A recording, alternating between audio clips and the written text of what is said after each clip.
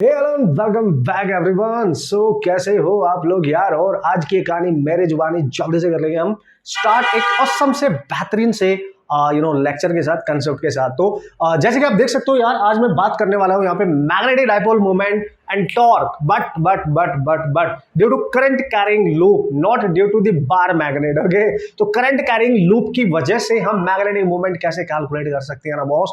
तो मस्त तरीके से आज का ये लेक्चर हम यहाँ पे स्टार्ट करने वाले हैं और आपको सिखाने वाला हूँ अल्टीमेट तरीके से how to apply this concept to solve different different problems of IIT JEE, मतलब JEE mains and NEET entrance examination. तो मजा आएगा बॉस, ठीक है। और मैं उम्मीद करके ये चल रहा हूँ यार, देखो है ना, उम्मीद मेरी क्या है कि आपसे मैं ये एकदम ट्रस्ट बिल्ड करके चल रहा हूँ कि आप सारी मेहनत बहुत अच्छे से सारे क्वेश्चंस बहुत मेहनत से कर रहे होंगे और प्रैक्टिस उनकी सॉल्व आप कर रहे होंगे। आपको पता है कि क्या टारगेट को आप लेके दिमाग में जा रहे हो और कितनी मेहनत की जरूरत है, रेगुलर प्रैक्टिस की जरूरत है।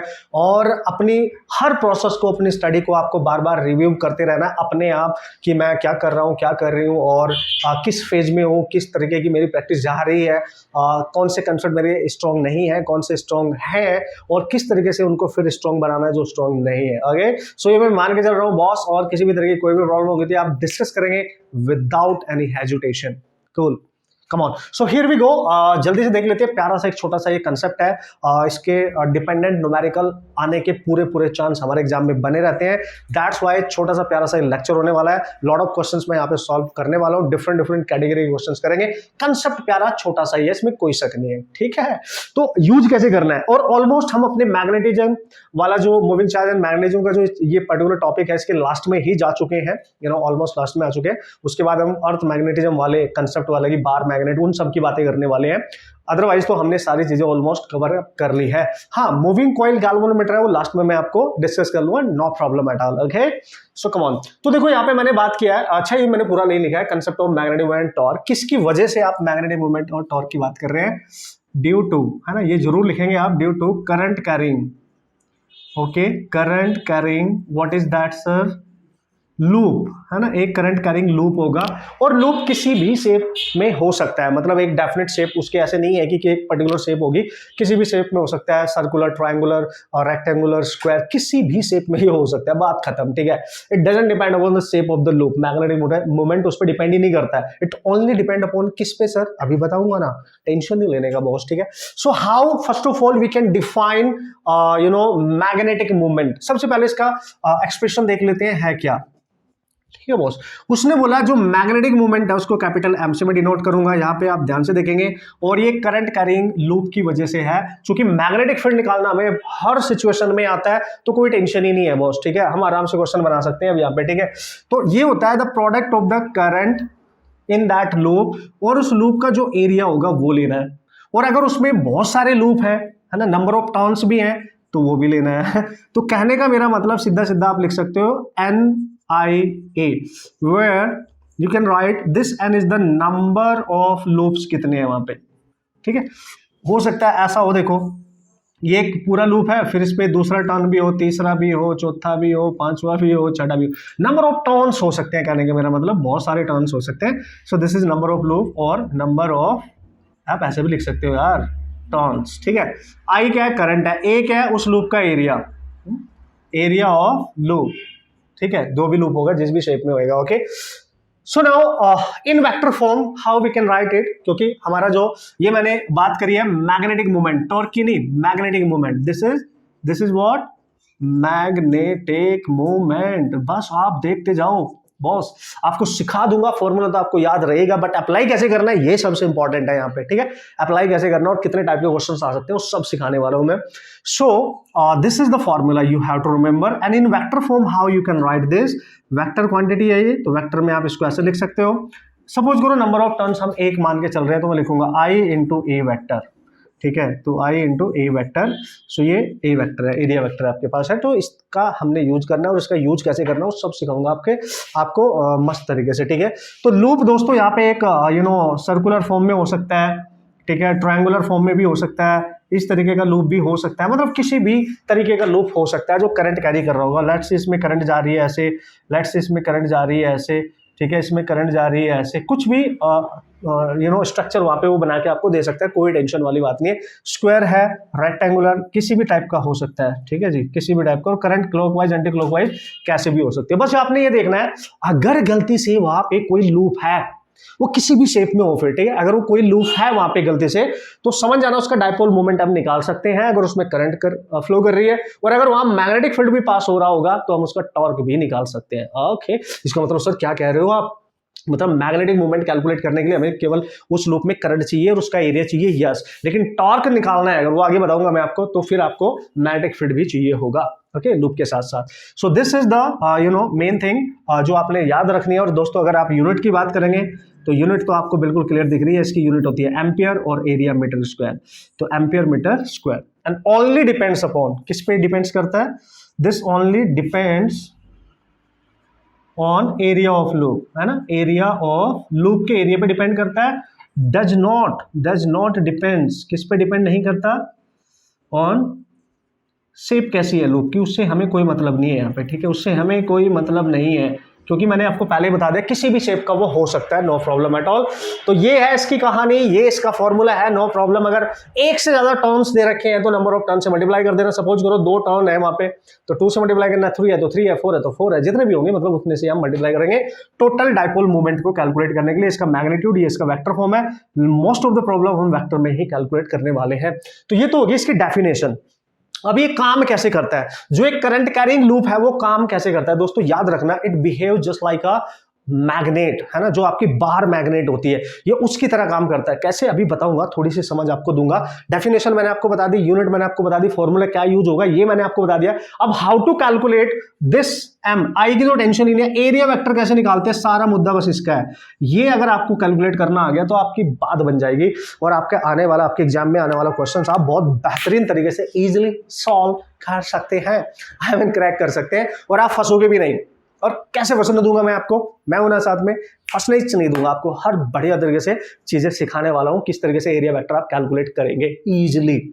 ओके, सबसे इंपॉर्टेंट है इजिली। ओके, बड़े आगे, कम ऑन। ओके, जल्दी मैं आपको बता देता हूं कि ये जो करंट कैरिंग लूप है ना, ये एक मैग्नेट की तरह कैसे काम करता है, कैसे दिखता है, कैसे बिहेव करता है एज ए मैग्नेट है। Okay, come on. सो आपको एक थोड़ा सा और ओवरव्यू मिल जाएगा, मजा आ जाएगा। फिर हम क्वेश्चंस की प्रैक्टिस करेंगे यहाँ पे, how to calculate the area vector to solve the problem, और डिफरेंट कितने टाइप के क्वेश्चन यहाँ पे बन सकते हैं। कैसा भी क्वेश्चन आएगा यार, मैं गारंटी दे रहा हूँ आप सॉल्व करके आने वाले हैं, टेंशन नहीं लेने का। अब देखो, सपोज करो मेरे पास एक सर्कुलर कॉइल है, मैंने ऐसे मान लिया मतलब रैंडमली, और इसमें करंट ऐसे जा रही है। Now you can see guys, ये जा रही है इसमें करंट, तो करंट ऐसे जा रही है, तो करंट का जो एक तरीके से आप सेंस देखेंगे तो करंट इस तरीके से जा रही है ऐसे, यानी क्लॉकवाइज। तो अगर ये क्लॉकवाइज करंट है तो उसका मैग्नेटिक फील्ड तो अंदर को आएगा, मतलब नीचे को आ जाएगा, अकॉर्डिंग टू जहां पे मैं व्हाइट बोर्ड पे लिख रहा हूं उसके अकॉर्डिंग, अगर आप देख पा रहे होंगे।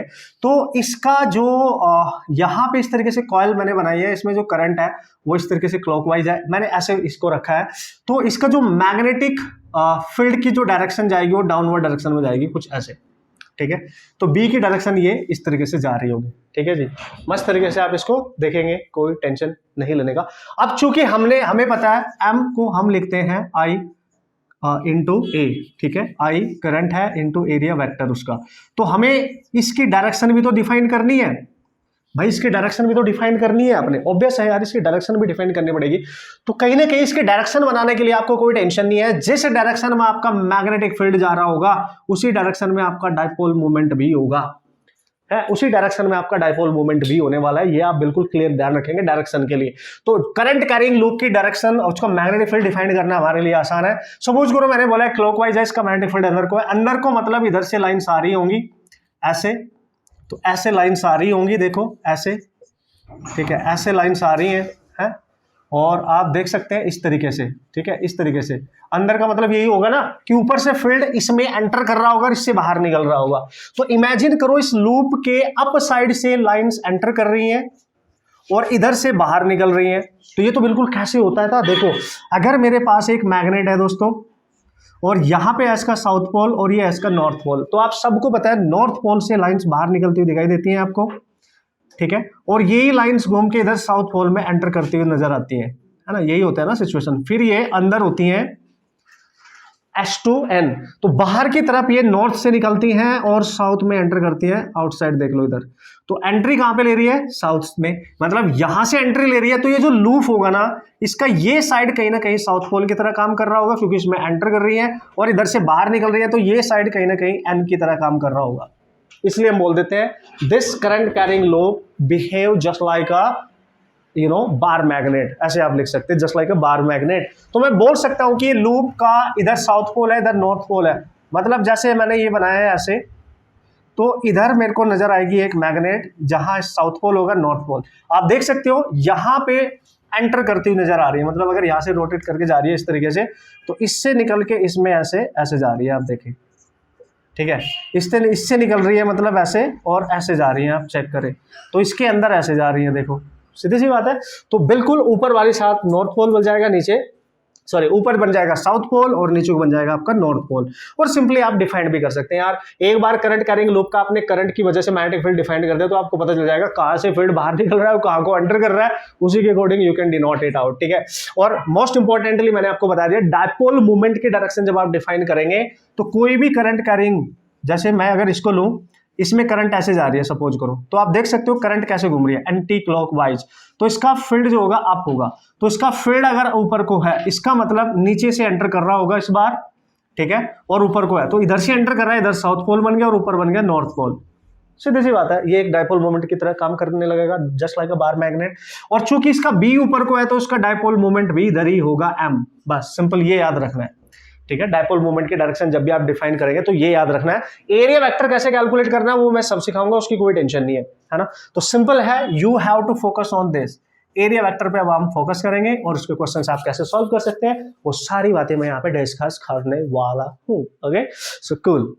अब वो डिपेंड करेगा जो कॉइल है दोस्तों, वो किस प्लेन में रखी हुई है, एक्स वाई प्लेन में, वाई जेड प्लेन में, जेड एक्स प्लेन में, किस प्लेन में रखी है, ये हमने देखना है। उसी के अकॉर्डिंग मैं आपको क्वेश्चन भी बताऊंगा कि क्वेश्चन किस तरीके से पूछे जा सकते हैं, उसी को फॉलो करेंगे। तो बेसिक क्लियर हो गया आपका, किस तरीके से डायरेक्शन बतानी है ये क्लियर हो गया आपका।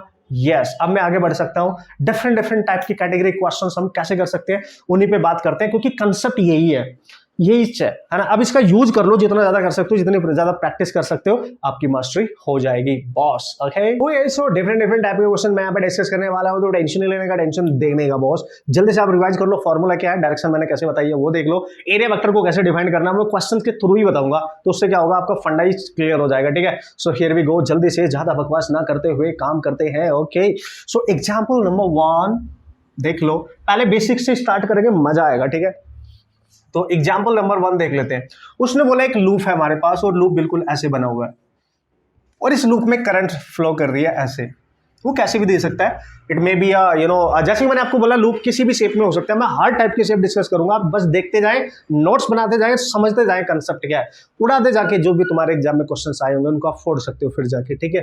तो इसमें जो करंट है may be clockwise anti clockwise, आप ऐसे समझ सकते हैं। और इसकी लूप की जो रेडियस दे रखी है उसने दे रखी है r, ठीक है। वो पूछ रहा है कि इस लूप में जो करंट है, find its magnetic dipole moment है, डायपोल क्या निकालना है सर, मोमेंट निकालना है, नो प्रॉब्लम, निकाल लेंगे।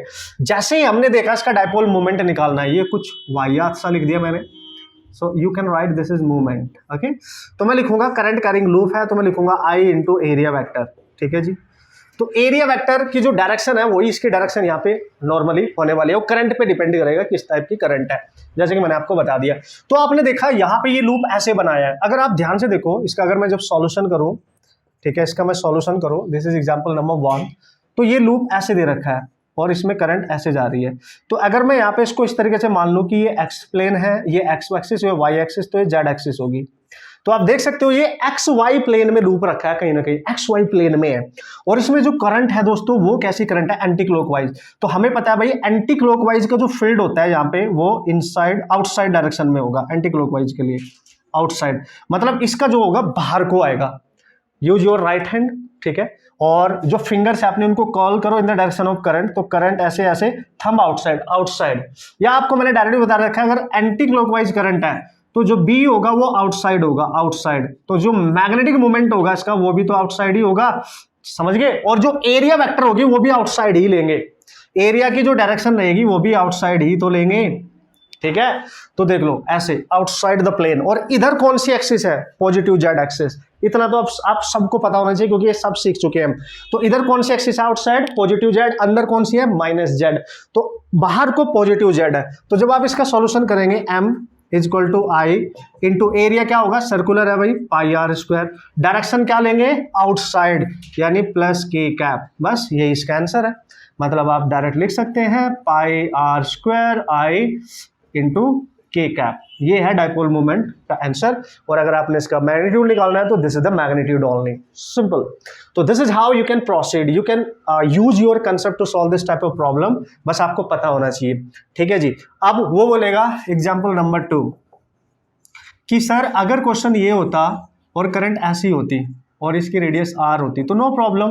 तो करंट इसमें कैसी है, क्लॉकवाइज, तो क्लॉकवाइज है तो देखो कर्ल करो, थंब अंदर जाएगा, अंदर राइट हैंड का यूज करना है, तो इसका जो मैग्नेटिक फील्ड आएगा ऑब्वियसली वो अंदर आएगा, डाइपोल मोमेंट भी तो ये अंदर ही जा रहा है, और चूंकि क्लॉकवाइज करंट है तो एरिया वेक्टर हम इनसाइड लेंगे, एरिया वेक्टर भी हम इनसाइड ही लेंगे। और जब बाहर को प्लस जेड होती है तो अंदर को माइनस जेड होती है, यानी जेड पे जो वेक्टर लेते हैं हम के कैप लेते हैं ना, ओके, तो हम इसका डाइपोल मोमेंट डायरेक्ट लिख सकते हैं आई इंटू एरिया, ठीक है, वेक्टर। तो आई पाई आर स्क्वायर, बस के माइनस का लेना है, एंड हियर वी गो, बस ये एप्लीकेशन करना सीख रहे हैं अभी हम। अब ध्यान से समझते जाना, किसी भी शेप का ये हो सकता है, नो प्रॉब्लम एट ऑल। जैसे एग्जांपल नंबर 3 अगर मैं आपको दूं कि सर ये एक्स एक्सिस है, ये वाई एक्सिस है, उसने क्या किया, एक लूप रखा कुछ इस तरीके से, ध्यान से देखें आप, और इसमें करंट जा रही है ऐसे, एक लूप ऐसे लिया, तो आप देख सकते हैं इसकी ईच साइड ए है, मतलब इस लूप की जो ईच साइड है वो ए है, मतलब ये स्क्वायर लूप है, और उसमें करंट भी फ्लो कर रही है, हाँ जी। तो करंट कैसे फ्लो कर रही है, सेंस ऑफ करंट देख लो, क्लॉकवाइज, तो नो प्रॉब्लम, क्या फर्क पड़ रहा है, तो इसका डाइपोल मोमेंट निकालना है, और हमें पता है फॉर्मूला होता है हमारे पास आई इंटू ए, ठीक है, वेक्टर। तो हम लिखेंगे इसका dipole moment I, A vector क्या होगा भाई, स्क्वायर का जो एरिया होता है किसी भी स्क्वायर का वो होता है उसकी साइड का स्क्वायर, ठीक है, तो ये बन जाएगा ए स्क्वायर। अब इसकी डायरेक्शन देख लो, तो क्लॉकवाइज है तो अंदर को, तो ये जाएगा A square into minus K cap, simple है। मतलब डायरेक्शन आपको पता होनी चाहिए और उस पर्टिकुलर लूप का एरिया कैलकुलेट करना आना चाहिए यार, then we can solve the problem. ये तो हो गया इंडिविजुअली की बेसिक से क्वेश्चंस में आप कैसे अप्लाई कर रहे हो, ये मैंने आपको बता दिया। अब इसका कॉम्प्लेक्स सिचुएशन बनाते हैं धीरे धीरे, ठीक है। हाँ, हो सकता है वहां पे डिफरेंट टाइप की सिचुएशन बने, किसी भी टाइप की शेप बन जाए, मैंने बोला ना आपको क्वेश्चंस को सॉल्व करने का तरीका सेम रहने वाला है, बस आपको उसका एरिया वेक्टर निकालना आना चाहिए, उसकी डायरेक्शन डिफाइन करनी आनी चाहिए, नथिंग एल्स, ओके। तो अभी मैंने ये जो यहाँ पे रेक्टेंगुलर या जो भी स्क्वायर लूप लिया है इस तरीके से लिया है कि एक पर्टिकुलर प्लेन में रखा हुआ है, एक्स वाई प्लेन में रखा है, अगर आप ध्यान से देखो एक्स वाई प्लेन में, तो इसका जो एरिया वेक्टर है वो बिल्कुल सीधा अंदर है, अगर एंटी क्लॉकवाइज होती तो हम बाहर को लेते, आउटसाइड डायरेक्शन में लेते, ऐसे बिल्कुल। इसको मैंने किसी टिल्ड नहीं किया प्लेन के साथ किसी एंगल पे, ठीक है। अब वो भी देख लेते हैं, बहुत मजा आने वाला है, बहुत इंपॉर्टेंट होने वाला है, वो आपको सिखा देता हूं कि किस तरीके से आप यूज करेंगे, ठीक है। तो ये एक इंपॉर्टेंट क्वेश्चन है और इसके पूछे जाने के चांस इस टाइप के क्वेश्चन के काफी ज्यादा रहते हैं, तो जल्द से हम देख लेते हैं कि क्या है क्वेश्चन। एक मैं कराऊंगा और सेम टाइप का क्वेश्चन फिर मैं आपको दोबारा देने वाला हूं, क्योंकि उसका मैं डेटा चेंज करने वाला हूं, तो आपकी प्रैक्टिस भी हो जाएगी मस्त तरीके से और समझ भी जाएंगे। तो अब की बार मैंने क्या रखा है, देखो एक रेक्टेंगुलर प्लेन लिया है, अगर आप इसको ध्यान से देखें, ये है आपकी एक्स एक्सिस, ये है आपकी वाई एक्सिस और ये है आपकी जेड एक्सिस। मैंने क्या किया, उसको ऐसे ना रख के, देखो ये है इसका प्लेन, ठीक है, ऐसे ना रख के उसको टिल्ड कर दिया, थोड़ा सा टिल्ड कर दिया, तो मैंने उसको ये वाली साइड इस तरीके से टिल्ड कर दिया, आप ध्यान से देखें इस तरीके से हो गया, ठीक है। तो ऐसे ना रख के इसको थोड़ा सा टिल्ड किया गया है, मतलब ये नोटबुक है अगर मेरे पास, पहले मैंने ऐसे रखी हुई थी इसको, ठीक है, ऐसे रखा था, अब मैं इसको थोड़ा सा इस तरीके से कर दिया, इस तरीके से, मतलब किसी एंगल पे थोड़ी सी टिल्ड हो गई है, ठीक है, रोटेट हो गई है एक तरीके से। तो क्या कर रहा है वो कि ये जो है इसमें करंट सपोज करो ऐसे जा रही है, करंट की डायरेक्शन वो कुछ भी दे सकता है, उसकी मर्जी है, तो करंट ऐसे जाएगी और ऐसे जाएगी फिर, और वो बोल रहा है कि ये जो साइड है इस एक्स एक्सिस पे थी, पहले देखो, पहले यहाँ पे थी और ये नीचे आ गई, कितने एंगल से नीचे आ गई, सपोज करो ये एंगल दे रखा है आपको 30 डिग्री, ठीक है, ये एंगल दे रखा है, आप सपोज करो 30 डिग्री पे ये शिफ्ट हो गई है, तो आप देख सकते हो ये साइड भी सेम एंगल पे ही शिफ्ट हुई होगी, देखो यहाँ से, ठीक है, देखो 30 डिग्री से है, ठीक है ना।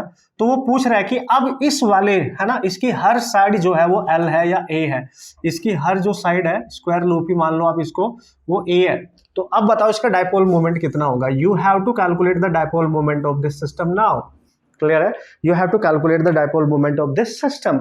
तो कैसे करेंगे सर, नो प्रॉब्लम।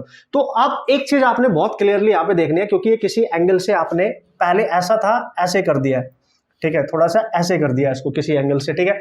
तो देखो मान लिया ये इसकी साइड है ए बी और ये साइड है इसकी बी सी और ये साइड है इसकी डी सी डी और ये बन जाएगी डी ए, ठीक है।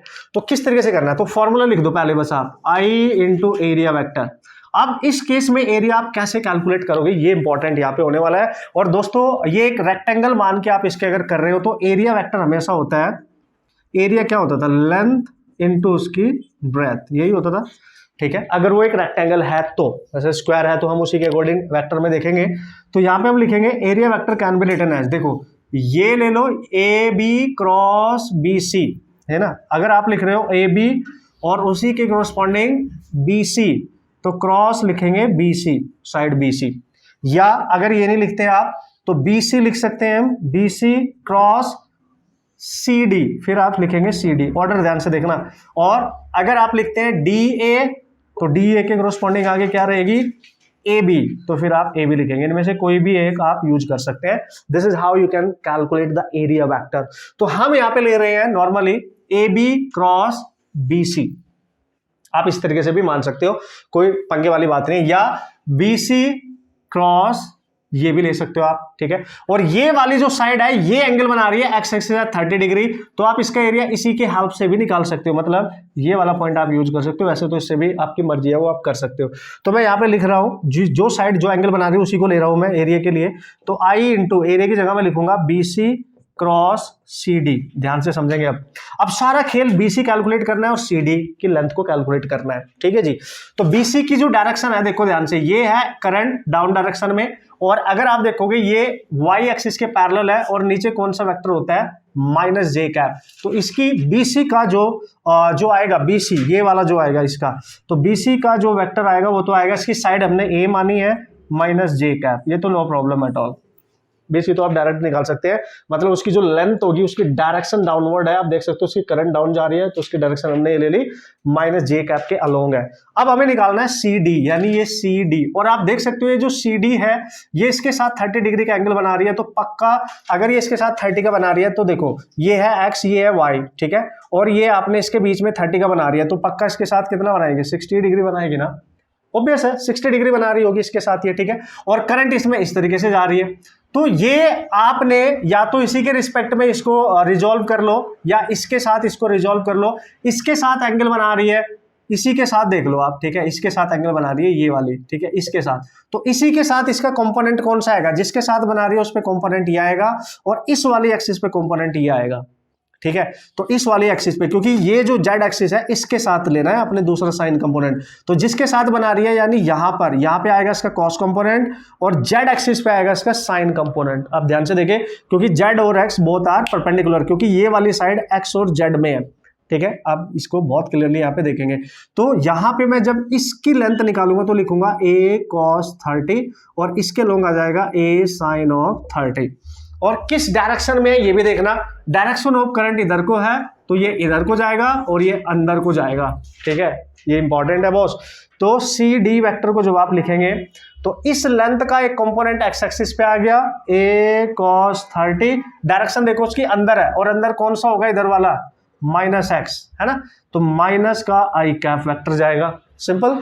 और इसका दूसरा कंपोनेंट इधर आएगा और इधर कौन सी होती है, ये होती है जेड की माइनस, ठीक है, तो इधर जाएगा प्लस a sin ऑफ 30 है ना, तो 30 जाएगा और माइनस का k cap. Now you can see here we go, this is CD length, है ना। इसके दो कंपोनेंट बनेंगे क्योंकि वो किसी एंगल पे है, क्योंकि ये वाली साइड तो already parallel to y axis है तो ये तो डायरेक्टली लिख दिया था हमने, लेकिन ये किसी एंगल पे इसके कंपोनेंट रिजॉल्व करने होते हैं हमेशा, है ना। जिसके साथ एंगल बना रहा है उस पे कॉस कंपोनेंट, दूसरी वाली जो उसके साथ परपेंडिकुलर एक्सिस है उस पे आएगा इसका what is that, sine component. And you have to write down that CD जो भी लेंथ होगी उसकी इन वेक्टर फॉर्म, आपने इसको लिख दिया, देखो वेक्टर फॉर्म में, बहुत ध्यान से समझना भाई, ठीक है। वो डिपेंड करेगा करंट किधर को जा रही है, तो करंट इधर को जा रही थी तो इसके एक कंपोनेंट अंदर गया और एक कंपोनेंट इधर गया, सिंपल।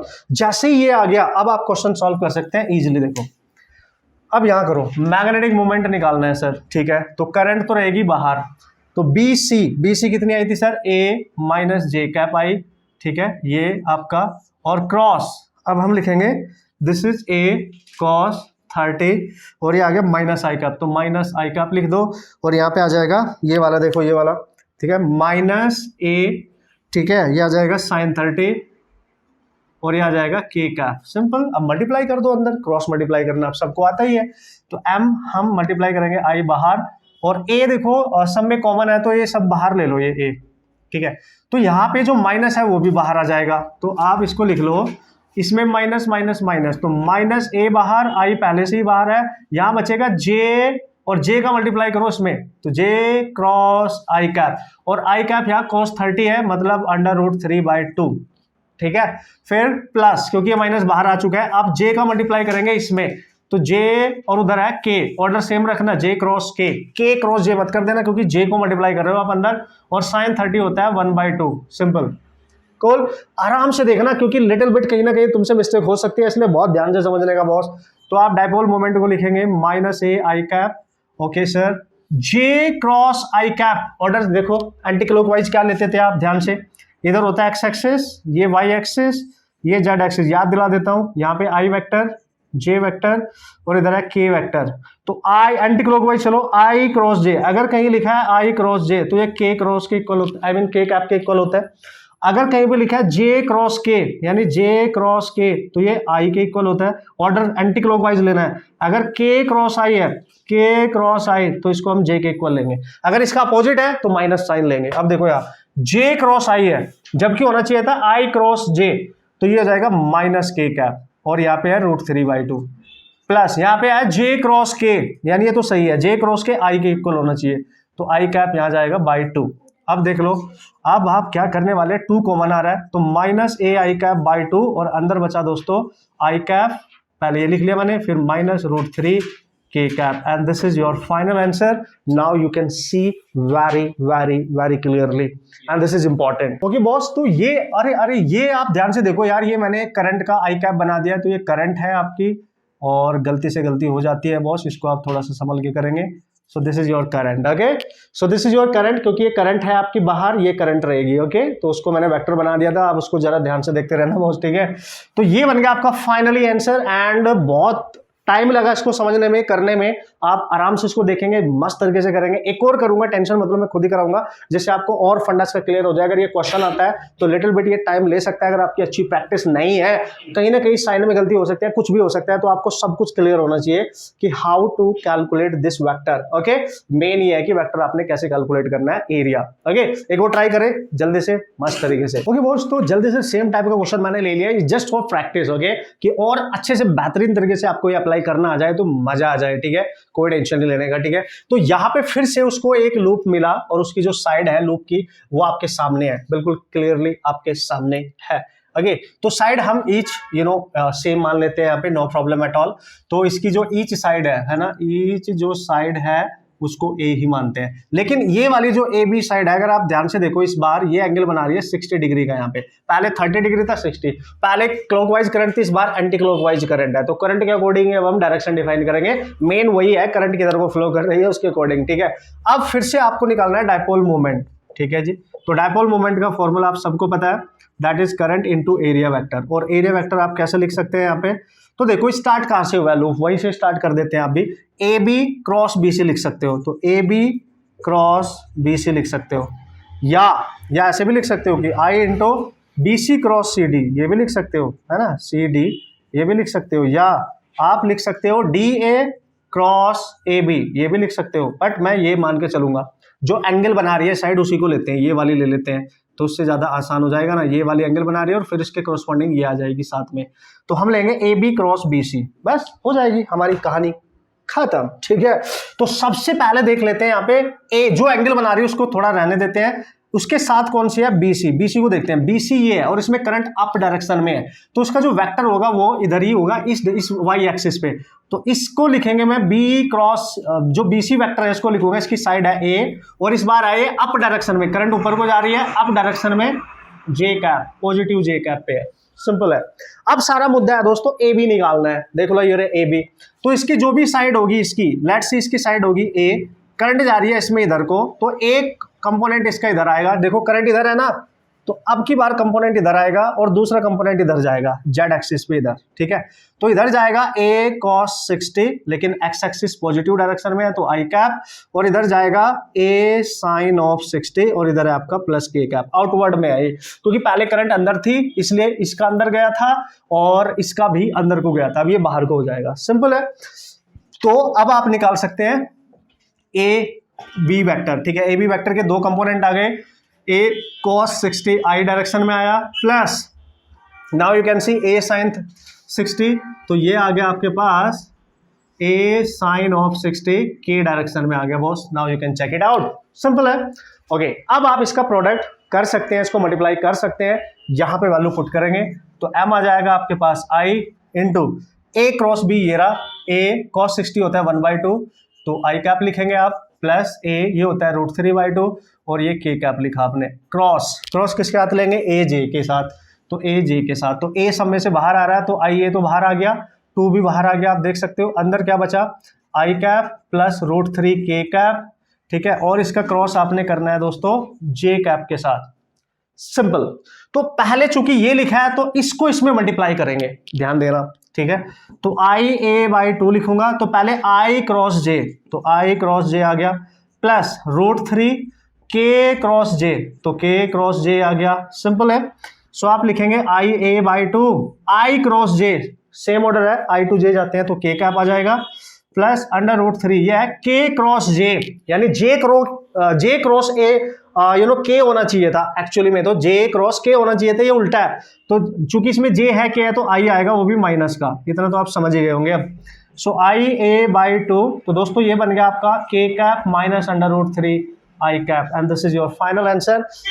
कैलकुलेशन जरूर चेक कर लेना, मैंने वेक्टर को कैसे लिखा है उसको भी चेक कर लेना, मिस्टेक होने के चांस बने रहते हैं, मेरे से भी हो सकते हैं, सो आप बिल्कुल ध्यान से उस चीज को फॉलो करेंगे, देखेंगे। तो यार ये क्वेश्चन भी हमने क्रैक कर लिया, इस टाइप का क्वेश्चन अगर आता है तो आप आराम से सॉल्व कर सकते हैं। तो देखो, दम तो लगाना पड़ेगा, थोड़ा सा पेशेंस भी रखना पड़ेगा बॉस, है जी, थोड़ा सा फील भी करना पड़ेगा आपको उसको, है जी, तो प्रैक्टिस भी करनी पड़ेगी, लॉट ऑफ प्रैक्टिस एक्चुअली करनी पड़ेगी, और बहुत ध्यान से केयरफुल रह के आपने वेक्टर एरिया कैलकुलेट करना पड़ेगा। अब आगे चलूं और डिफरेंट टाइप के क्वेश्चन कैसे आ सकते हैं उनको भी देखें, टॉर्क भी तो निकालना है बॉस, टॉर्क भी तो निकालना है। ओके, जल्दी से एक क्वेश्चन और डिस्कस कर लेता हूं यार, और अच्छे से बेहतरीन तरीके से आपको तरीका पता चल जाएगा कि how you can solve the different type of problem. अब कॉन्सेप्ट कहीं ना कहीं आपके दिमाग में हो गया, वो किसी भी तरीके की सिचुएशन दे देगा, आपको बस हैंडल करना आना चाहिए, कम ऑन। ओके, तो यहाँ पे उसने रखा है एक्स वाई जेड प्लेन है, देखो ये एक्स प्लेन है, ये sorry X axis, Y axis, Z axis, तो एक इस तरीके से एक स्ट्रक्चर बनाया है करंट कैरिंग लूप का, अगर आप ध्यान से देखेंगे, ठीक है। तो एक लूप ये है, देखो ये वाला, ठीक है, ये वाला लूप है, और उसने बोला इसकी हर ईच, है ना, ऐसे समझ लो आप, ईच साइड जो है उसकी जो लेंथ है वो a है, l मानो या a मानो, जो भी दे देगा ले लेना, ठीक है। ईच साइड है ये, है ना, इमेजिन करना ये साइड है, आप ध्यान से देखो, ध्यान से। तो इसको आप दो डिफरेंट लूप में आप इसको देख पा रहे होंगे, क्योंकि ये एक्स एक्सिस है, ये वाई एक्सिस है, ये जेड एक्सिस है, ठीक है। तो ये वाला जो लूप है, ये वाला, इसको देखो फर्स्ट को, इसको फर्स्ट लूप मान लो आप, इसको वाले को, इसको आप फर्स्ट लूप मान ले, इसमें करंट ऐसे जा रही है, तो इसमें जो करंट इधर से जा रही है, हमें इधर नहीं जाना, इसको कंप्लीट करो, ऐसे देखो, ऐसे ऐसे ऐसे करंट होगी, इसमें कंप्लीट करो फर्स्ट लूप, तो फर्स्ट लूप में करंट ऐसे है, ऐसे, इसको फर्स्ट मानो। फिर ये सेकंड है, इसमें करंट ऐसे जा रही है तो इसकी ऐसे जा रही होगी, इधर से ऐसे, तो ये सेकंड लूप हो जाएगा आपके पास, सिंपल है।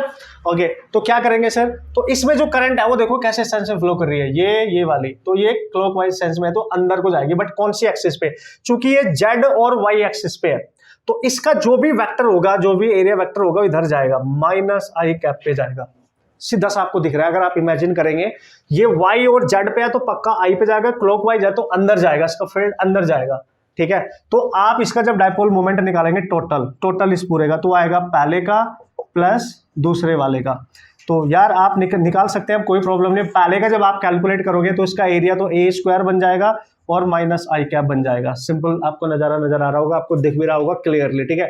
अगर आप सेकंड वाले की बात करोगे तो सेकंड वाला जेड और एक्स पे रखा है और पक्का इसके डायरेक्शन वाई पे जाएगी, पहले देख लो किस प्लेन में वो रखा है, मजा ही नहीं आ जाएगा, ऐसे रखा है ये, इस तरीके से ऐसे, तो अप वो डिपेंड करेगा अप जाएगा या डाउन।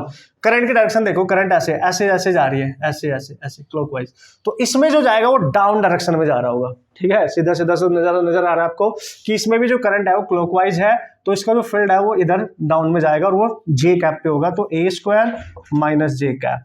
तो आप लिख सकते हैं ए स्क्वायर माइनस का, तो आई कैप प्लस जे कैप, ये माइनस बाहर आ गया। This is your net dipole moment of this current carrying loop. इस तरीके से क्वेश्चन भी आ सकता है, बनाया जा सकता है। और इसमें टॉर्क भी पूछा जा सकता है अगर वो मैग्नेटिक फील्ड दे दे आपको, ठीक है, वो मैं बताऊंगा आपको कैसे करना है। तो यार ये आपने याद रखना, ठीक है। एक क्वेश्चन मैं आपको करने के लिए दे रहा हूं जिसकी आप प्रैक्टिस करेंगे और उसको मेरे को सॉल्व करके बताएंगे, उसका आंसर क्या आ रहा है वो भी मेरे को बताएंगे, ठीक है। Come on, here we go. This is X axis, this is Y axis and this is Z axis. तो इस तरीके से मैंने मान लिया है, ओके। सो ऐसे मान लो, देखो ये मान लिया, इस तरीके से रख दिया, ठीक है। तो ये लूप बहुत ध्यान से देखना, कौन सा किस प्लेन में रखा हुआ है उसी के अकॉर्डिंग आपने सॉल्व करना है, मस्त तरीके से मचा डालना है, ठीक है।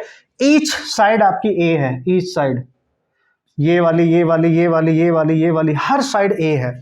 तो इसका नेट डाइपोल मोमेंट मेरे को बताना है। अगर आप ध्यान से देखो ये वाला लूप, इसको कंप्लीट करने के लिए क्या करोगे, करंट आगे जा रही है लेकिन इधर लेके जाओगे, फिर यहां तक लेके आओगे, ऐसे ये कंप्लीट हो जाएगा ऐसे।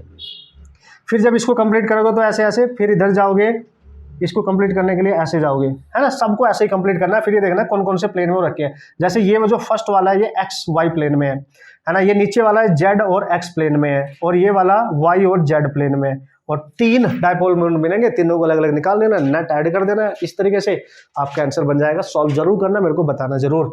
अब दोस्तों प्यारा सा छोटा सा कंसेप्ट, अगर टॉर्क पूछ ले, है ना, टॉर्क, अगर आपसे टॉर्क पूछे, कंसेप्ट ऑफ टॉर्क, तो भाई ये बहुत जरूरी है। करंट कैरिंग लूप जो होगा उसका टॉर्क कैसे आपने निकालना है, इसके लिए आप हमेशा याद रखेंगे M B sine theta. Very important expression. ये कहाँ से आया, कैसे आया, इसमें आपको जानने की कोई जरूरत नहीं है मेरे ख्याल से, आपको इसका एप्लीकेशन करना बस आना चाहिए, that is important. Vector form में आप इसको लिख सकते हो, torque can be written as M cross B. और एम हमें पता ही है दोस्तों, एम हम निकाल ही लेंगे।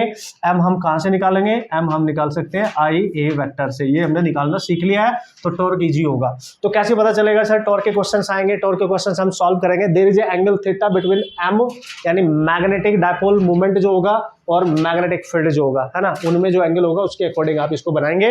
और वहां पे मैग्नेटिक फील्ड अगर गिवन है, किसी करंट कैरिंग लूप का मैग्नेटिक फील्ड गिवन है, तो समझ जाना बॉस, क्या सर, कि टॉर्क वहां से हम निकाल सकते हैं, no problem. For example suppose करो मेरे पास एक करंट कैरिंग लूप है इस तरीके से, ठीक है, और इसमें करंट ऐसे जा रही है, ठीक है जी। और यहां पे जो मैग्नेटिक फील्ड है, अगर मैं इसको मान लूँ ये प्लेन है एक्स एक्सिस और ये है वाई एक्सिस, और मैग्नेटिक फील्ड ऐसे पास हो रही है, लाइंस, मैग्नेटिक लाइंस जो फील्ड पास हो रहा है वो ऐसे हो रहा है, इसके साथ 45 डिग्री का एंगल बना के, है, डायरेक्ट किसी एंगल पे पास हो रहा है, देख सकते हो आप, किसी एंगल पे। तो करंट इसमें ऐसी है तो उसका डाइपोल मोमेंट है वो तो अंदर जाएगा, ठीक है। लेकिन जो मैग्नेटिक फील्ड है वो किसी एंगल पे है, तो उसके कंपोनेंट बना लेना। इधर कौन सा आएगा, बी कॉस 45, और इधर कौन सा जाएगा, बी साइन ऑफ 45। बस सिंपल है। पहले इसका डाइपोल मोमेंट निकाल लेना, आई इंटू ए है पाई आर स्क्वायर, डायरेक्शन क्या है, क्लॉकवाइज करंट अंदर को, तो ये माइनस के कैप होगा, सिंपल। मैग्नेटिक फील्ड क्या होगा सर इसका, चूंकि किसी एंगल पे जा रहा है, वो देख लो किसी एंगल पे है, तो 2 कंपोनेंट आपने बना लिया, उनको कंपोनेंट के हिसाब से लिख लो।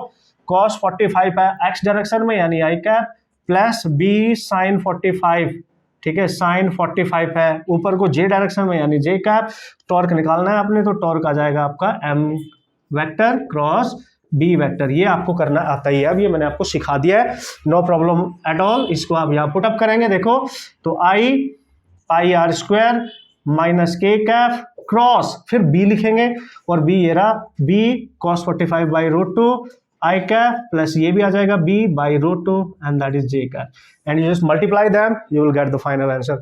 मल्टीप्लाई करना मेरे ख्याल से आप सबको आता है, किस तरीके से क्वेश्चन आ सकते हैं ये मैंने आपको बता दिया है। इस टाइप से क्वेश्चन दोस्तों पूछे जा सकते हैं, टॉर्क पूछे या फिर डाइपोल मूवमेंट पूछे, सब कुछ आपने करना। मेन है डाइपोल मूवमेंट आपको आ गया तो टॉर्क तो आप कैलकुलेट कर ही लेंगे, बस आपने एडिशनल फॉर्मूला यूज करना है, m क्रॉस b।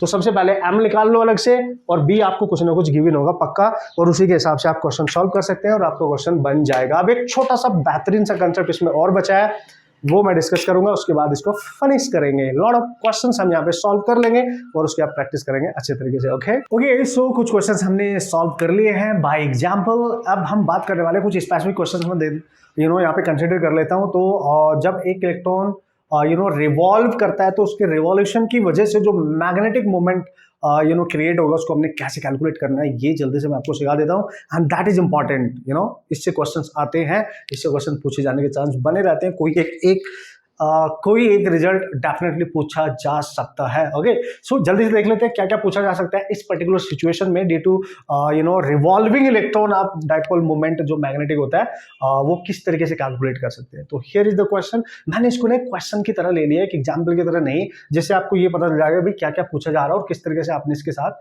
डील करना है। Okay so come on. तो देखो सीधी सी बात कर रहा है वो, क्वेश्चन को आप पढ़ने से क्लियरली समझ सकते हैं क्या इस क्वेश्चन में दिया गया है।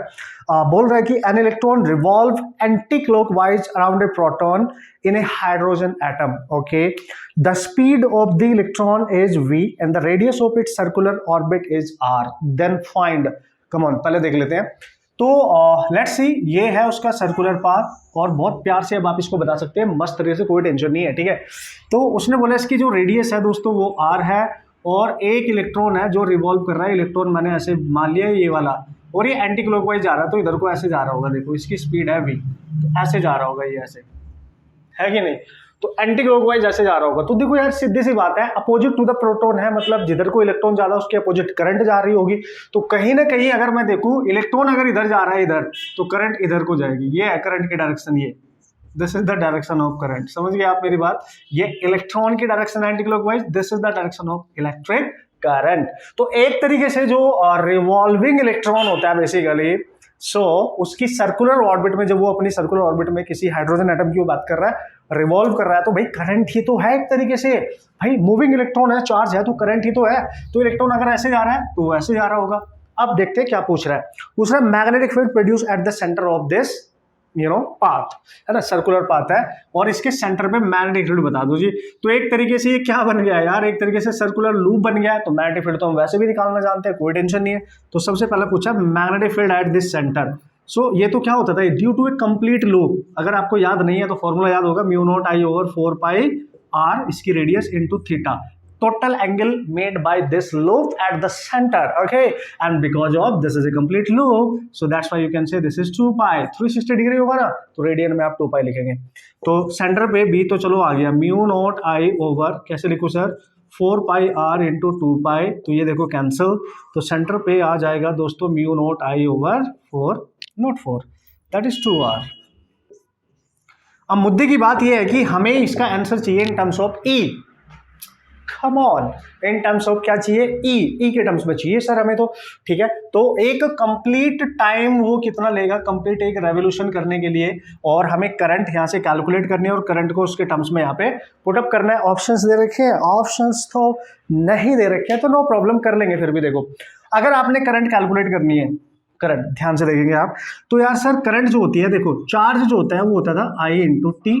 तो करंट निकालने के लिए चार्ज है इलेक्ट्रॉन का, उसको आप E लिखेंगे, और टोटल एक पूरा कंप्लीट रेवोल्यूशन करने में, एक पूरा कंप्लीट चक्कर में उसने जो टाइम लिया होगा T, that is the periodic time. और वो आप सबको पता है पीरियोडिक टाइम हम कैसे निकालते हैं, डिस्टेंस अपॉन स्पीड। उसकी डिस्टेंस वो कवर कर रहा है सर्कमफेरेंस 2 पाई के इक्वल 2 पाई r, और स्पीड है उसकी v। सिंपल सिंपल सिंपल, यहाँ पे पटक देंगे तो e i is equal to आ जाएगा, e कितना है सर, e तो e ही है, t कितना है सर 2 पाई r, और v ऊपर गया। ये आगे करंट यहाँ पे पुट करो, तो सेंटर पे मैग्नेटिक फील्ड कितना आएगा, म्यू नॉट ओवर 2r, ध्यान से देखते जाना, e v by 2 pi r। मेरे ख्याल से तो यही होना चाहिए बॉस। तो ये क्या बन गया सर, ये बन गया sir mu naught E V over 4 pi R square, ये बन गया आपका magnetic field. This must be the value of the magnetic field, 4 pi R square, yes this is the. और चूंकि करंट इसमें क्लॉकवाइज है तो इनसाइड होगा। अगर आप इसका वेक्टर लिखना चाहेंगे वेक्टर, तो माइनस के का आप लिख सकते हैं। बट हमने कहीं ना कहीं, ये होता है स्टैंडर्ड, हमने करंट की वैल्यू निकाली है बस, और उसको चार्ज जो इलेक्ट्रॉन है उसके चार्ज के टर्म्स में, उसकी स्पीड के टर्म्स में कन्वर्ट किया है। ये मेन है हमारे पास। तो मैग्नेटिक फील्ड आ गया यार, मैग्नेटिक मूवमेंट तो फिर हम ऐसे एम ही नहीं निकाल लेंगे यार, ठीक है। तो पॉइंट नंबर 2 क्या है इसका, ध्यान से देखते रहियो, ठीक है। पॉइंट नंबर 2 में क्या पूछा गया है, चलो भाई देखते हैं, आगे बढ़ते हैं। Magnetic dipole moment of the circulating electron. Okay, so magnetic dipole moment पूछा है इस सर्कुलेटिंग इलेक्ट्रॉन का, और मैग्नेटिक डाइपोल मोमेंट आप किस तरीके से निकाल सकते हैं वो आप सबको पता है, क्योंकि अब ये इलेक्ट्रॉन ऐसे जा रहा था, करंट ऐसे आ रहा है, तो ये करंट कैरिंग लूप है, और हम जब करंट कैरिंग लूप का मैग्नेटिक मोमेंट निकालते हैं तो वो होता है I और उसका एरिया वेक्टर है। तो इसका जो मैग्नेटिक फील्ड है वो अंदर है, करंट की ही डायरेक्शन में मैग्नेटिक मोमेंट अंदर को ही तो जाएगा, उसका जो एरिया वेक्टर होगा ये मैं सिखा चुका हूं, ये भी आपको आई की वैल्यू आप निकाल चुके हैं, ये रही देखो, काम आ गई कि नहीं, यहां पे पटक दो EV/2πr इंटू एरिया क्या लोगे इसका πr स्क्वायर, सो पाई से पाई कैंसिल, एक आर से एक आर कैंसिल, और डायरेक्शन तो ऑब्वियसली माइनस k कैप अंदर को ही है, ठीक है जी। मतलब मैग्नीट्यूड पूछेगा, मैग्नीट्यूड निकाल देंगे यार, अगर डायरेक्शन से एक साथ पूछेगा तो भी हमारा क्या जा रहा है, सिक तो हमने लिया ही है, नहीं ओके पाजी कभी हंस भी दिया करो।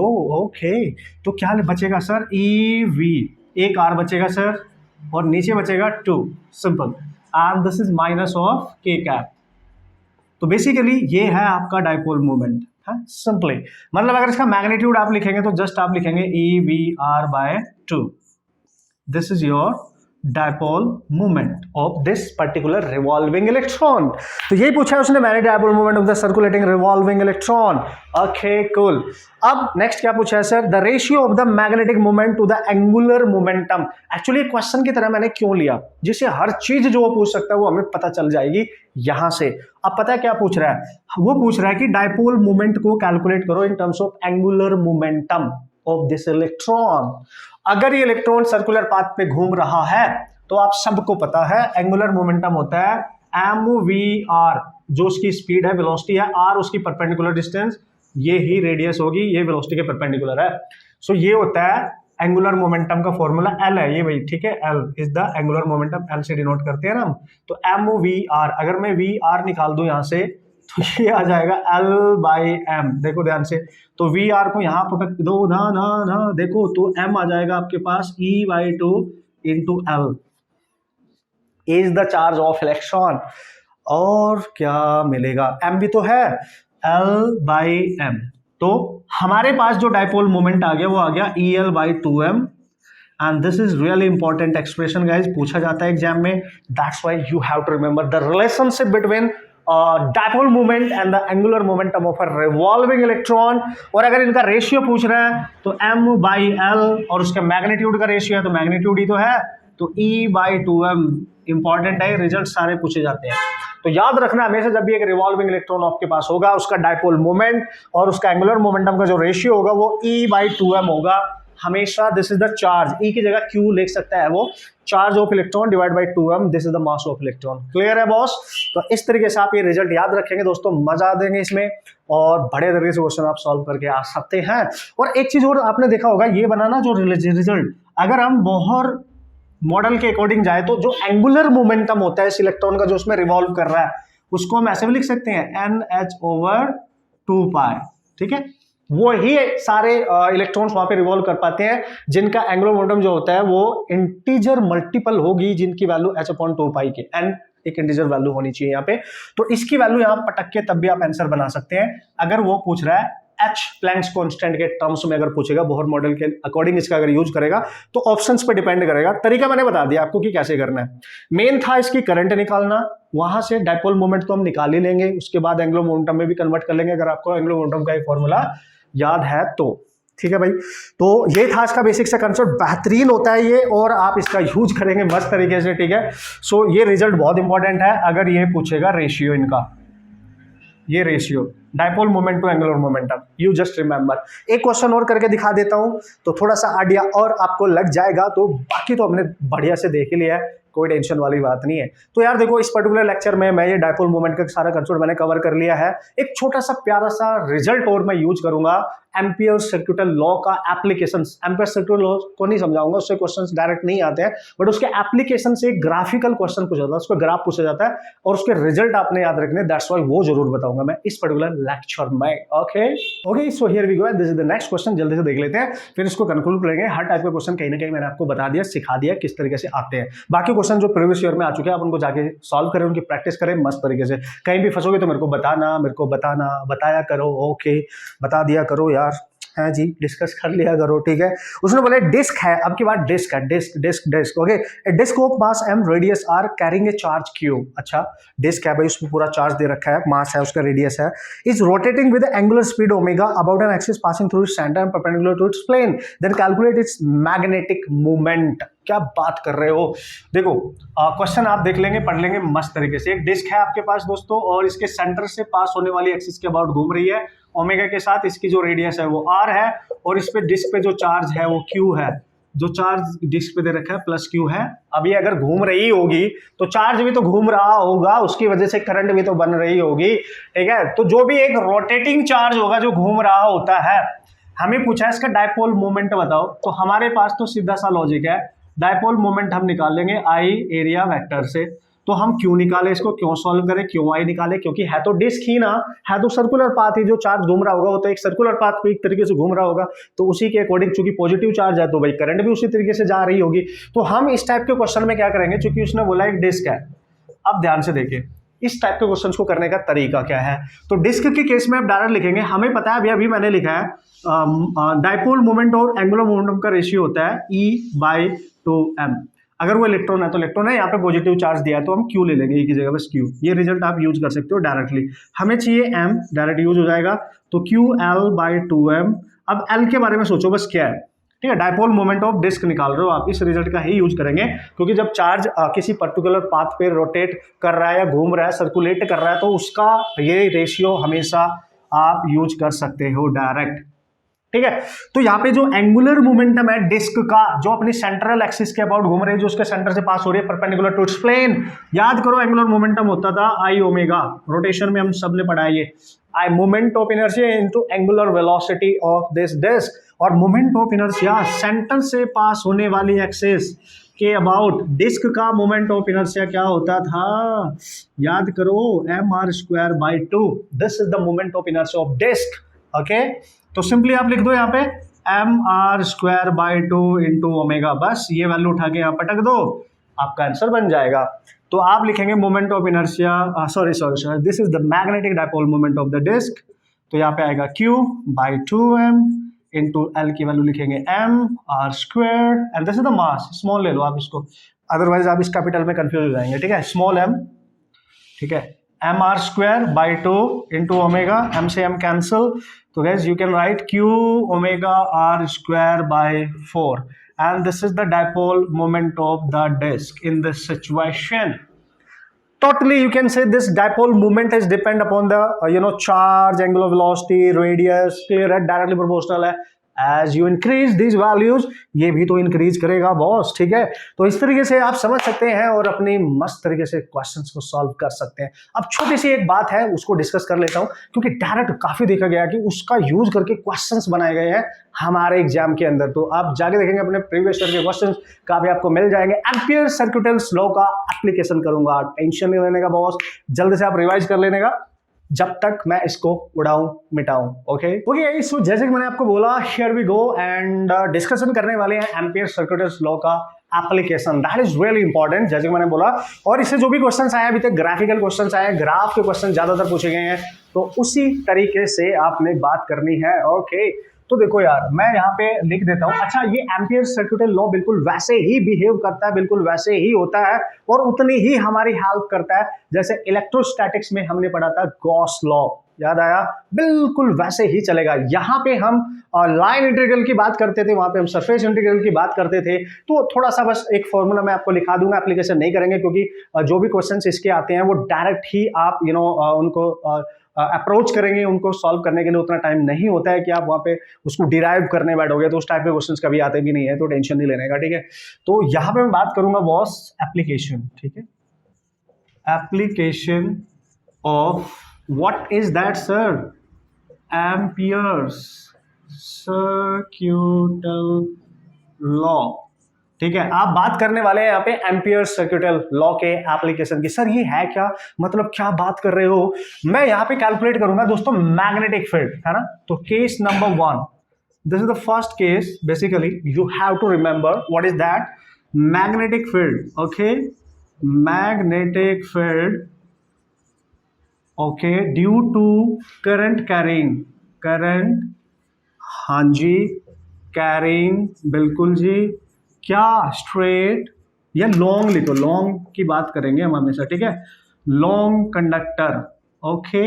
यार सर ऐसे ऐसे क्वेश्चन तो हमने पहले कर रखे हैं, मतलब वायर वाले केस की आप बात कर रहे हो, नहीं, ध्यान से देखो, लॉन्ग कंडक्टर मतलब सिलेंडर की बात करेगा वो, लॉन्ग सिलेंडर की, अल्टीमेटली ये ध्यान रखना आपने, ठीक है। एक सिलेंड्रिकल कंडक्टर रहेगा आपके पास, एक डेफिनेट शेप उसके पास रहने वाली है, not a thin wire, okay, long wire, okay, cylinder की बात करेगा नॉर्मली। तो केस नंबर 1 में क्या ले रहा हूं मैं, लॉन्ग है, कंडक्टर है। केस नंबर 1 का मतलब कहां पे निकाल रहा हूं, उसके इनसाइड, जब उसकी पॉइंट की डिस्टेंस उसकी रेडियस से कम हो तो केस नंबर 1 बनेगा। केस नंबर 2 क्या बनेगा आपके पास, अगर ये डिस्टेंस रेडियस से ज्यादा हो तो ये आउटसाइड पॉइंट है, ये इनसाइड पॉइंट है। This is for inside point and this is for outside the cylinder, ठीक है जी, ओके जी, टेंशन नहीं लेने का जी।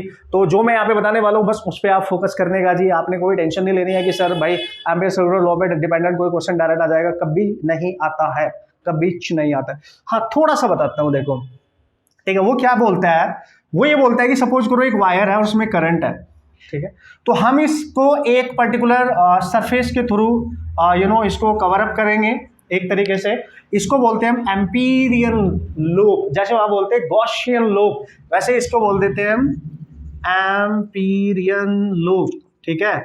तो ये पर्टिकुलर लूप कितनी करंट यहाँ पे कैरी कर रहा है उसी के अकॉर्डिंग निकालते हैं, और इस लूप के ऊपर ही एक छोटा सा एलिमेंट यहाँ पे हम कट करते हैं डीएल लेंथ का, और उसी की डायरेक्शन में कोशिश करते हैं कि हमारा फील्ड रहे, और ये बोलता है कि closed integral of B dot DL must be equal to mu naught I ई।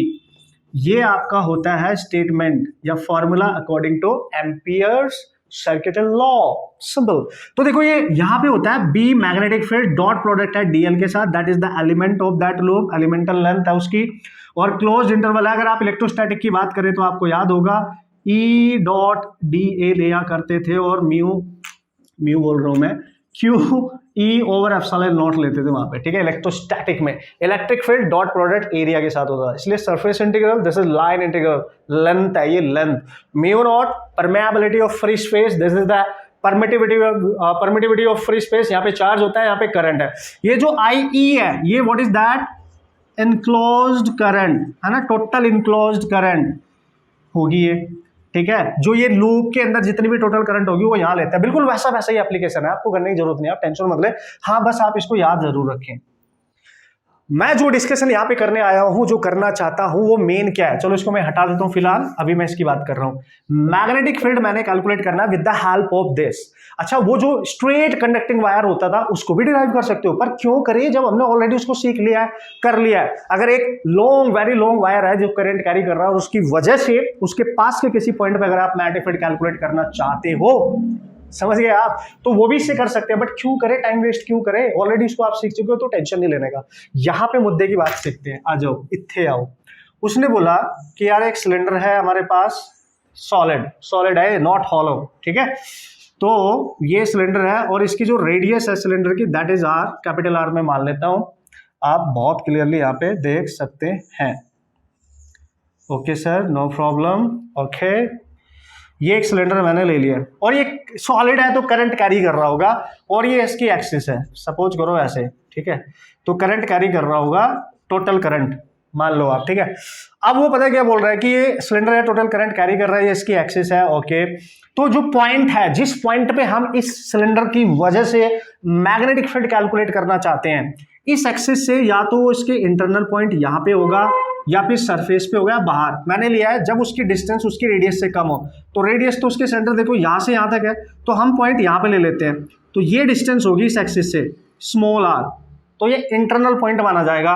और इसी रेडियस को मानते हुए यहाँ पे हम एक लूप बना लेंगे, इसी को बोलते हैं एम्पीरियन लूप। और ये लूप कितनी करंट कैरी कर रहा है, लेट्स सी आई डैश, ठीक है, वो करंट हम यहाँ पे मानेंगे, और उसी की वजह से एंटी क्लॉकवाइज डायरेक्शन में ऐसे मान लेंगे हम, है ना, एंटी क्लॉकवाइज इसका फील्ड जो मानेंगे यहाँ पे एम्पीरियर। तो यहाँ से जो फील्ड निकल रहा होगा इस तरीके से निकल रहा होगा, इस लूप से टोटल पूरे सिलेंडर में से निकल रहा होगा पूरी करंट की वजह से, ऐसे समझो आप, पूरी करंट की वजह से, आप समझ पा रहे हो। लेकिन इस लूप के अंदर जो एम्पीरियन लूप है, है ना, इसमें कितना फील्ड है वो डिपेंड करेगा इसकी अंदर कितनी करंट है। इसीलिए हम क्या करते हैं यहाँ पे एम्पियर सर्किटल लॉ यूज कर लेते हैं इस लूप के लिए, और इस पॉइंट पे जो उसका इंटरनल पॉइंट है यहाँ पर, इस पॉइंट पे you can calculate the magnetic field, come on. और डिराइव नहीं करना है ये रिलेशन, फिर से मैं बता रहा हूँ, आप यूज कर सकते हो, नो प्रॉब्लम, बट मैं डायरेक्ट लिखूंगा इस पॉइंट पे। तो यार ये आएगा बी इनसाइड पॉइंट पे, बी इन मतलब इनसाइड पे, mu naught I are over 2 pi r square. This is the formula you have to remember directly. No need, है ना, no need for calculation, नहीं करनी है, टाइम वेस्ट नहीं करना है बॉस, ठीक है। So simply you just remember this one, okay? तो ये आएगा इंटरनल पॉइंट पे, वो कहीं भी ले ले, बस वो जो पॉइंट हो गया इंटरनल, यानी ये जो डिस्टेंस है, r is the distance of point, जो भी पॉइंट होगा जहां भी निकालना है, this must be less than the radius, तो वो इंटरनल पॉइंट माना जाएगा। सिंपल है। तो देखो म्यू नॉट कांस्टेंट आई जो भी रहेगी उसमें एक तरीके से हमने कांस्टेंट बना दिया, 2 पाई आर उसकी रेडियस है। तो जो इंटरनल पॉइंट है वहां पे जो मैग्नेटिक फील्ड होता है वो डिस्टेंस के डायरेक्टली प्रोपोर्शनल होता है सिंगल पावर के। और अगर आर आपने जीरो कर दिया, नहीं ये पॉइंट बिल्कुल इसकी सेंट्रल एक्सिस पे ही ले लिया, तो यहाँ तो फील्ड जीरो नहीं हो जाएगा एक तरीके से, है ना। तो किस तरीके से वेरी कर रहा है, सेंटर से लेके बाहर जाने पे इंक्रीज कर रहा है वो भी लीनियरली, क्योंकि ये आर की पावर 1 पे डिपेंड कर रहा है। पावर 1 मतलब स्ट्रेट फंक्शन बनेगा, स्ट्रेट फंक्शन बनेगा, आप चेक कर सकते हैं, सीधी लाइन बनेगी, स्ट्रेट, है ना, स्ट्रेट लाइन, आप ऐसे लिख लो, लीनियरली ये वेरी कर रहा है, लीनियर फंक्शन को ये रिप्रेजेंट कर रहा है। सो लीनियर ग्राफ बनेगा यहाँ से एक तरीके से, स्ट्रेट लाइन जिसको आप कहते हैं, सिंपल है। अब क्या करें सर, अब देखो ध्यान से, अगर आपसे वो बात करे, ये लिख दिया मैंने, मैं यही बना दूंगा, आप ध्यान से इसको देखते जाना, ठीक है। अगर वो बात करेगा दोस्तों, इफ अगर ये पॉइंट को उसने इसके सरफेस पे पहुंचा दिया किसी भी तरीके से, तो आप यहां तक ले लो, तो जैसे ये सरफेस पे जाएगा तो देखो ये रेडियस के इक्वल नहीं हो जाएगा, तो एट दिस पॉइंट यानी if R is equal to R, यानी ये सरफेस पे है, एट सरफेस ऑफ सिलेंडर, अगर वो उसके सरफेस की बात कर रहा है तो आपने कुछ नहीं करना, जहां पे स्मॉल आ रहा है कैपिटल आर पुट करना है, आंसर आ जाएगा। तो ये जो सरफेस पे होगा फील्ड आपका magnetic, mu naught I R, R से एक आर कैंसिल हो जाए क्योंकि कैपिटल आर रखोगे आप, तो म्यू नॉट आई ओवर बचेगा 2 pi R, and this is your field at the surface point. अगर वो पॉइंट उसके इंटरनल ना होकर उसके सरफेस पे है, समझ गए आप। अब लास्ट केस इसका देख लेते हैं, उसके बाद ग्राफ बनाएंगे जो सबसे ज्यादा पूछा जाता है, graph, that is really important. मस्त तरीके से रिवाइज करके जाना, नोट्स में भी लेके जाना इसको साथ में, ठीक है।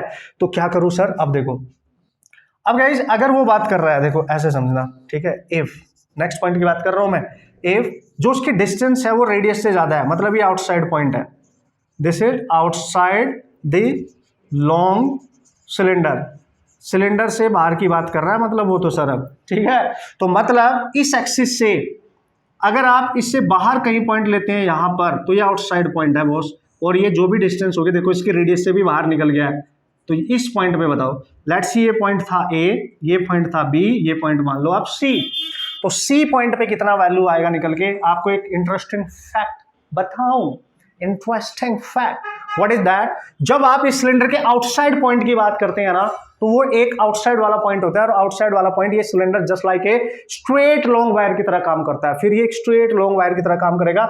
याद करो जो हमने क्वेश्चंस किए थे कि magnetic field due to straight wire, है ना, यहाँ पे बना रहा हूं मैं, ठीक है। तो एक वायर होता था, उसमें करंट होती थी, और लॉन्ग वायर होता था, लॉन्ग वायर, और उसकी वजह से उसके पास के किसी पॉइंट पे मैग्नेटिक फील्ड निकालते थे, ठीक है ना। तो ये बिल्कुल वैसे ही काम करेगा, स्ट्रेट वायर जो हमने सॉल्व करा था। तो यहाँ पे लॉन्ग वायर करंट कैरिंग होता था, तो ये आता था mu naught 2 I over 4 pi R लिखते थे, तो उसे कैंसिल कर दो, तो mu naught I over 2 pi R आप लिख सकते हो उसको सिंपली डायरेक्ट, ये भी लिख सकते हो आप सिंपली, चेक करें आप, R small R is the distance of that point. तो बिल्कुल वैसे ही काम करेगा। एम्पियर सर्किटल लॉ इसको हम कैलकुलेट करते हैं, तो क्यों करें कैलकुलेट, हमें तो पता है, तो हम डायरेक्ट यूज करेंगे। तो भाई इस पॉइंट पे जब भी निकालोगे ना, इस पॉइंट पे जो फील्ड आएगा इस कंडीशन पे आउटसाइड के लिए, तो यहां फील्ड आउटसाइड बी नॉट लिख दिया मैंने, ये हमेशा आएगा mu naught I over 2 pi small R, याद रखियो हमेशा दिस रिलेशन।